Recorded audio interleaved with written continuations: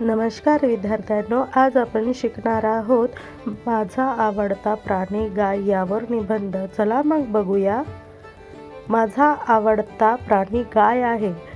गायीला कामधेनू असेही म्हणतात। गायीला 2 कान, नाक, 4 पाय, 2 डोळे, 2 शिंगे आणि 1 शेपूट असते। गाय विशेषतः लाल, काळा, पांढरा या रंगाची असते।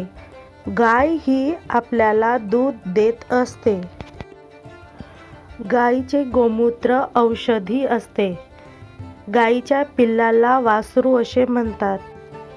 गाय ही शाकाहारी प्राण्यांपैकी एक आहे। ती गवत, चारा, गहू, झाडांची पाने इत्यादी खात असते।